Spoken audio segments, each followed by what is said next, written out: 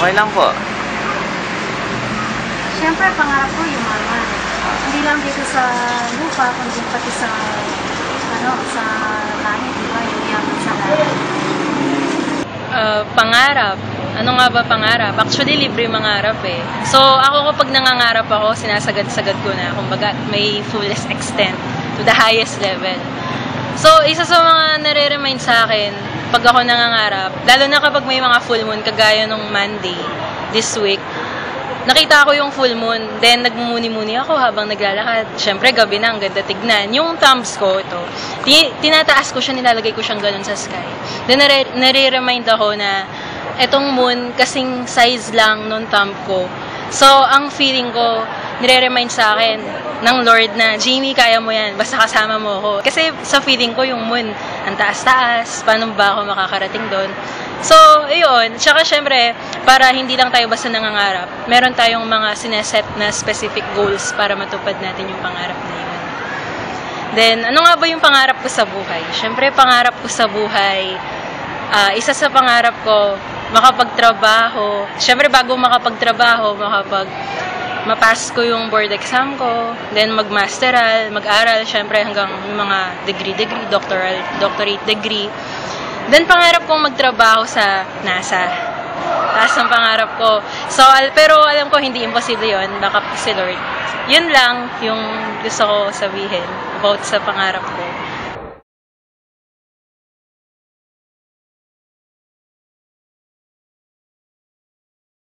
Magandang hapon mga kabataan. Ako po ang inyong lingkod na si Justin para sa KKB Chronicles.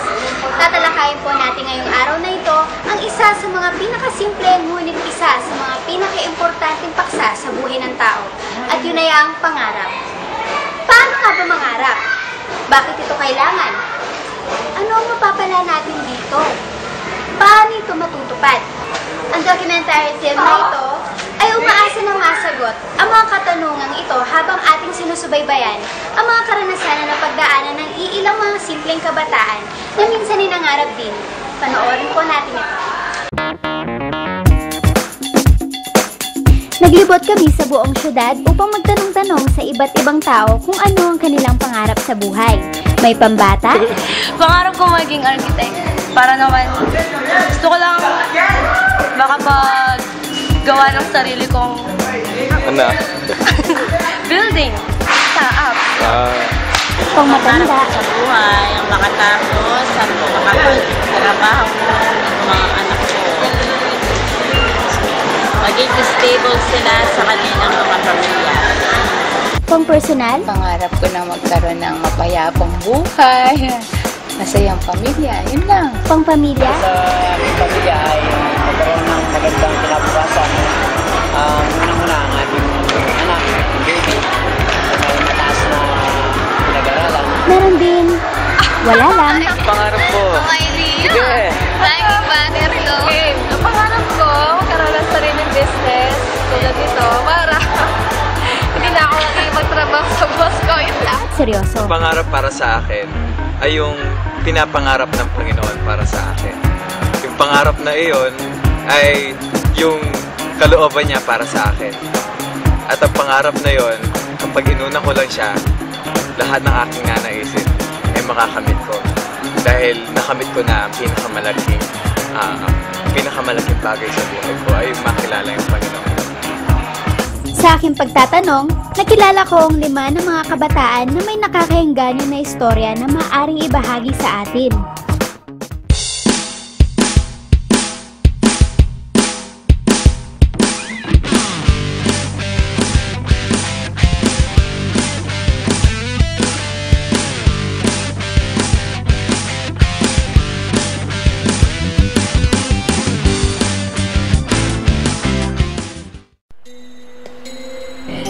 Si Muhammad Arif Muhammad Ali Bangsu o mas kilala sa tawag na Arif ay lumaki na mapag-isa. Noong pong bata pa ako, wala po ako masyadong kaibigan. Hindi po ganong marami ang kakilala nung kasi po malalayo ang mga bahay at baguhan pa lang po ako sa lugar namin. At hindi po ako masyadong lumalabas ng bahay na. Kaya po lagi ako nakatutok sa TV. Yun lang po kasi yung libangan ko. Pero habang tumatanda po ako, naunawan ko po na pwede pala piliin na maging masaya. Hinihintay ko ang isang tao. Pag ngumiti rin siya or tumawa, yun, masaya na ako. Basta may napapatawa ko isang tao na. Nakatulong lalo kung maging masaya nung bahagi ako ng KKB organization. Kasi mas marami ang naging nakilala kong tao. At lalo din dumami ang mga taong na papangintihan ko at tumawa. Siya si Elimer Mendoza o Elimer, isang binata at ngayon ay isang engineer sa Avidalan. Ngunit bago pa man niya narating ang estado niya ngayon, marami siyang mga hinarap na mga pagsubok. Naalala ko pa nung nag-aaral ako, first take ko ng subject na mathematics, yun yung pinaka-major namin, it's the algebra. First take, bumagsak ako. Then nagpatuloy lang ako. Tinake ko ulit yung subject na yun with na iba yung mga classmate ko. Sa second take, bumagsak na naman ako. At that time, feeling ko napakahina ako. Feeling ko hindi ko kaya yung course na civil engineering. Pero after nung summer nun, pinilit ko pa rin i-take yung subject na yon for the third time. At that third time, akala ko makukuha ko na. Pero yun, bumagsak pa rin. Lalo ko na-feel na hindi ko kaya yung subject na yon. But still, nung time na yun, nagpakilala ang Lord sa akin. At doon ko naisip na kailangan ko pa rin magpatuloy. Kasi alam ko, may dakilang plano ang Diyos sa akin. Kinausap ko yung instructor ko nung third time akong bumagsak. At yun, pinagbigyan niya ako na mag-exam ng remedial. At kapag nakuha ko yun, ipapasa niya ako. For the third time ng exam namin or for that exam, by God's grace talaga pumasa ako. Ang daming problema pa na lumipas or ang dami ko pang na-encounter na problem during my studies. But still, I believe God. That God prepared something for me. And I kinlim ko yung word niya na, for I know the plans I have for you. Plans to prosper you and not to harm you. Plans to give you hope and a good future. Yun lang yung pinanghawakan ko sa buhay ko at sa pag-aaral ko. Binigyan ako ng pagkakataon na makatapos in 5 years. At nung sumunod na nakapag-take ng board exam at sa habag at biyaya ng Diyos nakapasa. Kaya lahat ng KKB, in-encourage ko na magpatuloy. Malamang nakaka-experience tayo ng paghihirap sa ating mga pag-aaral, nakaka-experience tayo ng failure, but still God is in control. Alam ng Panginoon ang lahat ng ating pinagdadaanan at alam ko tutulungan ng bawat isa sa atin. Yun lang at salamat. Nasaksihan po natin ang mga karanasan nila Arif at Elimer patungkol sa kanilang mga pinangarap na tila gabay hindi nila makakamit. Dahil sa kanilang pagiging pursigido at sa matibay na tiwala sa Diyos, hindi sila nabigo sa kanilang mga panalangin. Dininig ng Diyos ang kanilang hiling, binigyan sila ng gabay, at ngayon ay natamasa nila ang kanilang mga pangarap. At hinigitan pa ito ng Panginoon. Kabataan, ano ang pangarap mo? Abangan ang mga susunod pa na istorya ng mga kabataan na nangarap at naabot ang kanilang mga pangarap. Magbabalik po ang KKB Chronicles pagkatapos ng maikling patalastas.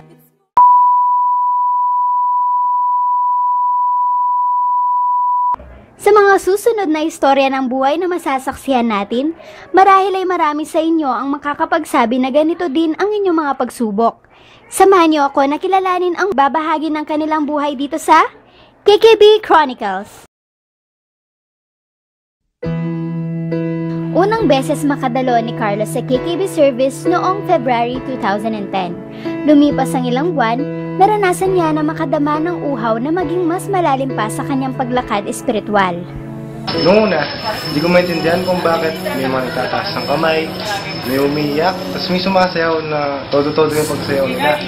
Tapos, unti-unti, nung nagtagal ako sa church, naramdaman ko na parang gusto ko na din maranasan kung ano ang nararanasan ng mga kabataan. Nakita ko nung una na tumataas ang kamay, umiiyak. Ang gusto kong maranasan yung kung paano tumangin sa Panginoon. At nung tumagal ako sa church, natanggal ko unti-unti ang mga di ka nais-nais na mga vices ko, yung mga ginagawa ko tulad ng kadigan sa computer games. Nung nagtagal, naramdaman ko na gusto ko, kasama ko yung mga magulang ko sa church. At tinry ko silang i-invite. Nung i-invite ko sila, ang reaction nila ganito lang. Magiging katulad ka pa rin ng dati, magiging mabisyo ka pa rin. Ganun. Tapos, hindi ako sumuko sa pag-invite sa kanila. Pinaglaban ko sila sa panalangin. Tumangis ako sa Panginoon, lumuhod ako sa harapan niya. At patuloy ako nanalangin araw-araw, gabi-gabi na makasama ko sila sa church sa pag-attend sa Jesus Lord Church. At unti-unti, nakasama ko sila. At ngayon, ang tatay ko ay graduate na ng SOLT. Siya sa 12 ni Pastor Bonnie. At ang mama ko naman is nakapag-ER na. At ngayon, pag nag-attend ng service is kasama na namin, pati rin yung kapalit kong bunso. Kaya sa mga KKBs dyan na nangangarap na makasama ng mga magulang sa church, huwag kayong sumuko. Patuloy natin silang ipagdasal sa ating Panginoon at pakita natin sa Panginoon ang ating puso na makasama natin yung mga magulang natin upang sila din ay mabago. At makita nila kung anong pagbabago sa ating mga buhay. Kaya KKBs, manalangin lang tayo at manalig sa Panginoon. Si Jeffrey Arojo ay ang panganay na anak nila Mr. and Mrs. Arojo. Lumaki siya na may takot sa Diyos at pag-ibig sa ministeryo ng Panginoon. Nakapagtapos siya ng Electrical Engineering sa DAVCAT at ngayon ay tinatawag ng DAVSU. Expectation ko after mag-graduate is makapag-take ako ng board exam. But sad to say, due to financial incapacity, hindi ako nakapag-take ng board exam kasi wala nga budget. Nag-decide muna ako mag-work sa Subic, and then after ko mag-work sa Subic, may mga kapatid na nag-sponsor for my board exam, and praise God, dinulog ng Lord ang aking matagal na hinihilingan yung expectation na makapasa ng board exam. Nung patapos na ako ng college, 5th year ako noon, ang dream ko talaga makapag-work is Transco, National Transmission Corporation, kasi gusto ko talaga sa power industry, power system. Then yun ang pinangarap ko talaga na makapag-work ako. And then after ko makapag-take na board exam, hindi pa ako agad nakapag-work sa National Transmission. I don't know kung paano ako makakapasok doon, pero yun ang pinaniniwalaan ko na on myself, makakapasok ako doon at doon ako dadalhin na Lord. Sa kapre ko, nakapasok muna ako nakapag-work muna ako sa San Fernando Electric, Escalab ko, and then after that, nag-open ang cadetship sa National Transmission Corporation, then pumasa ako. Out of 15 examiners, 2 lang kami pumasa sa North Luzon. And praise God, yun yung isa sa nagpatunay na doon talaga ako dinadala. And then take ako ng 6 months na cadetship, hoping na after 6 months is ma-absorb ko at ma-hired ako. But unfortunately, nag-turn ng privatization ang company from semi-government into private na ngayon ay National Grid Corporation. So, wala pang hiring at nag-wait ako 2 years. 2 years akong naghintay, pero ang paghihintay ng 2 years na yun is parang nawawalan ako ng hope. And then nag-try ako na mag-apply sa mga ibang malalaking company kasi mataas nga yung dream ko na makapag-work sa mga magagandang company para ma-exercise ko naman yung skills ko at yung napag-aralan ko. But unfortunately, hindi pa rin ako pinalad na makapasok sa mga company na applyan ko. Doon nag-exam ako, nag-interview. At after my interview, wala nang tumawag. So, ibig sabihin, hindi ako natanggap. And sa kakapray, pero habang nagpipray, habang naghihintay, nasa ministry naman at binibigay yung time ng ministry. And after 2 years na paghihintay, nakita ng Lord yung faithfulness ko at hindi ako bumitaw sa faith ko kahit na may mga offer sa abroad, hindi ko kinatulan kasi yung faith ko is dito talaga ako i-bless ni Lord. Kaya ko i-bless ni Lord sa abroad, mas kaya ko i-bless ni Lord sa Pilipinas. And after 2 years, yun, na tinawagan ako ng company na National Grid, yun, tinawagan na ako for orientation, meaning hired na ako, and The Lord is really gracious at binibigyan na tayo ng mga surprises. I was really amazed sa offer ng company, and yun ang naging door kung bakit ako nabiglas yun, kung bakit nabiglas yung family ko. At natutulungan ko rin yung mga kapatid ko sa pag-aaral at fulfill yung kanilang pangarap sa buhay. Advice ko sa mga KKBs o yung mga arap, taasan nyo ng pangarap ninyo. At total, libre din ang mangarap. Mangarap na kayo ng mangarap. Pero, pag nangarap kayo is, dapat make sure na mararating naman natin yung mangarap natin. Sabi natin sa isang quote, pag nangarap ka, dapat maging smart. S stands for specific, M stands for measurable, A, attainable, R is realistic, and T is time-bound. So, pag nangarap tayo, huwag natin kakalimutan ng smart. Kahit may goal tayo, may sunset tayo. Smart huwag natin kakalimutan. And huwag natin kakalimutan din, above all, is yung salita ng Panginoon na lagi nasa heart natin. Sabi sa Jeremiah 29:11, for I know the plans I have for you, says the Lord, plans to prosper you and not to harm you, plans to give you hope and a bright future. Lagi natin i-claim sa sarili natin at ang word ng Lord ang laging mag-guide sa atin. At sabi nga doon sa Psalms 37 verse 4, delight yourself in the Lord and He will give you the desires of your heart. Sa lahat ng mga ginagawa natin, kahit na anong pangarapin natin, huwag pa rin natin kakalimutan na purpose pa rin na siya bibigay sa atin. At lagi tayong sumunod sa kung saan tayo dadalhin ni Lord. And every time na makikita kasi natin kapag yung dreams natin na yun talaga tayo dinadala ng Lord, nagpa-prosper lahat yung ginagawa natin. At syempre, dapat lagi tayo manalangin at lagi tayo magbasa ng Bible para ma-fulfill natin yung pinapangarap. Thank you and God bless you all. Sama-sama nating natuklasan ang mga karanasan nila Arif, Elimer, Carlo, at Jeff. Marahil ay nakita ninyo ang inyong sitwasyon sa kung ano ang kinakaharap nila.